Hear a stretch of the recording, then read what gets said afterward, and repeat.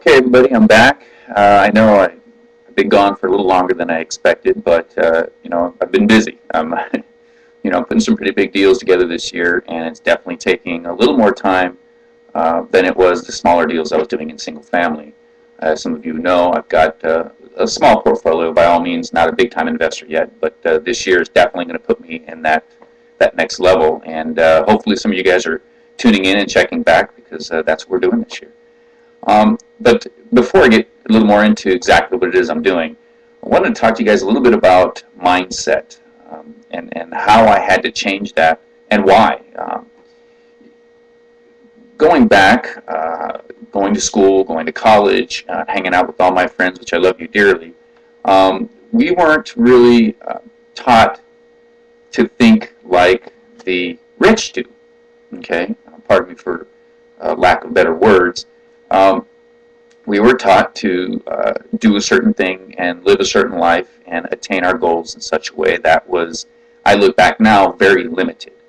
And in order for me to understand that I needed to change my mindset and how I used to think, I had to really expand my mind. And the only way that I was able to do that, and that I'm telling you here today, get a pen and paper. Remember, every time you watch my modules, you want to get a pen and paper to take notes, because I'm going to give you some things to write down and do some homework on. But the way I was able to do that was by picking up the right books, and I just kind of found them along the way. And I knew that they were real estate based, so real estate was what drew me to these books. And these books really expanded my mind. Now, I know some of you have read in the past and enjoy reading, or used to enjoy reading, and now don't find the time to do it. Am I right? Well, me as well. Okay, I stopped having time to do a lot of the things that I needed to re-educate myself. Well, guess what? You have to make that time, and that's what I did. And I got lucky to pick up the right books. Nobody put them in my lap. Nobody recommended them. In fact, the only kind of recommendation in reading I ever got was fantasy books, research project type books, and they just didn't really grasp my attention. So that's one thing you're going to have to do to get your mindset prepared to move and get to the next level. Okay, you have to expand your mind, and the best way to do that is by picking up very good books with very good content.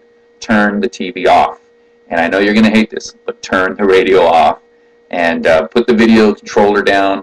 Guys, give yourself some time to read, at least 30 minutes a day. If you can do 15 to 20, 30 minutes a day, or,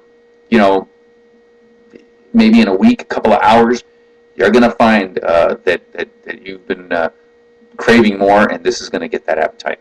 So the first book I want to talk about is Robert Kiyosaki's Rich Dad, Poor Dad, and that entire series. There's about a 3 or 4, 5-book series that he wrote, and again, his name is Robert Kiyosaki. The first book is Rich Dad, Poor Dad.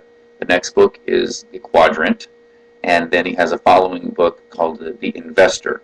And so you want to pick those books up. They're easy reading, about 200 pages each.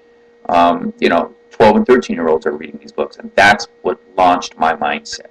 And in those books, he talks about how you have to look at things from a different perspective, and that's really what will make you start to believe that you can attain those things, and that's how I was able to do it. And of course, it took me a lot longer because that was just the beginning for me. I didn't have a mentor. I didn't have formal education. And when we get there in the next couple of weeks, I'm going to give that to you guys right away. And I don't mean give to you, but I'm going to put you down that path that took me, 6, 7, 8 years to figure out. You guys are going to be able to get that here in the next 30 days.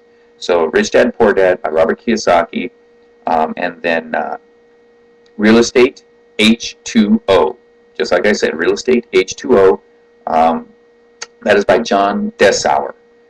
He is not only a writer, but he's a real estate investor first. And you'll see that everybody I recommend is usually they're real estate investors first, and then they can expand from there. And then the other book would be The Greatest Salesman in the World, and that's by Og Mandino. Those three, if you start in that realm right there, that's going to lay the foundation, the basis of how I got to where I'm at and where I'm going to go because of it.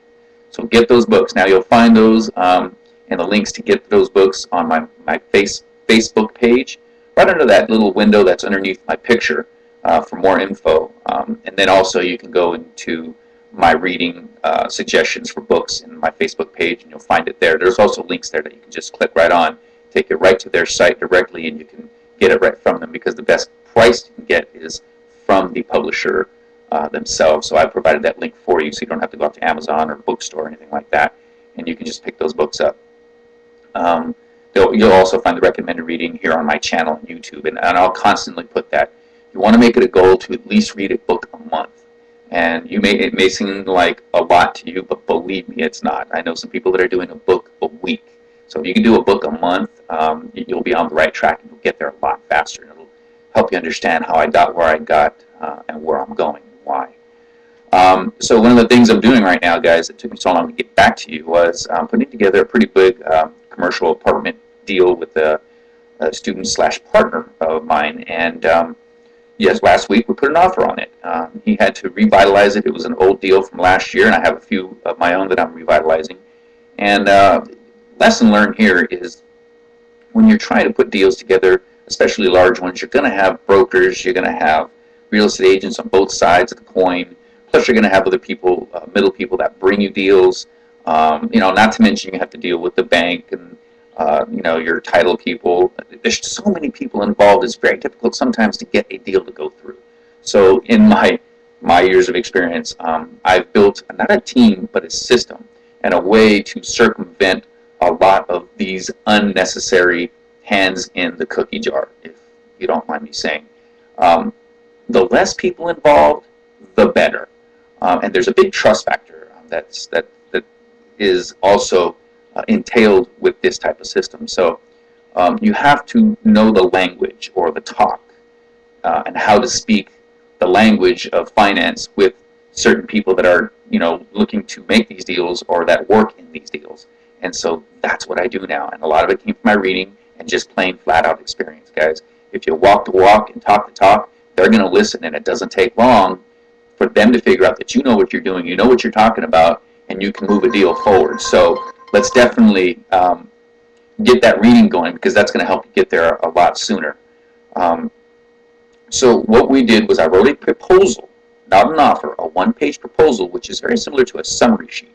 And it just kind of breaks down the generalities without getting too specific, because you don't want to divulge what your actual plan is, but you do want to make a proposal, and you want to get that directly to an owner.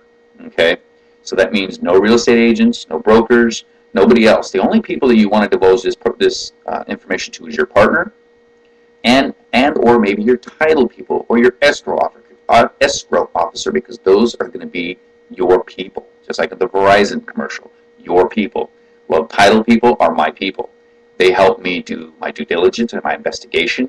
If you get to know them very well and you do one or two deals with them, they will assist you going forward like nobody else. And they can get all the information that realtors and brokers try to keep from you. And it takes sometimes 5 days, 7 days, or 2 weeks to get that information through a broker, because they got to email, they got to do phone calls, and they have a list of people that they're trying to assist.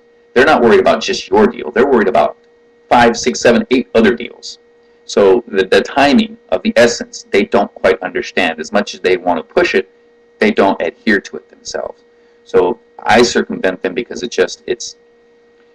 there's disclosure issues, there's timing issues, there's sense of urgency that's just not there, because you're not the only ones they're representing. And their deal is they're so worried about their commission that it's kind of a conflict of an interest for them to bring your offer to the table, especially if you're trying to get a good deal. Okay? I only make offers that are below market, which is not going to help any type of broker or any type of real estate agent. So, there are some good ones out there. Let me say that. I have some good friends who are realtors, and just with the market the way it is now, the good ones are still left, and the other ones are pretty much gone. So, if you word it correctly with your broker and say, hey, look, please let me do this deal, let me structure the offer, and I will compensate you accordingly. In fact, I'll even show you how I'm going to do this so that you actually have some more tools to put in your belt so that you can close more deals down the road. So that's how I kind of speak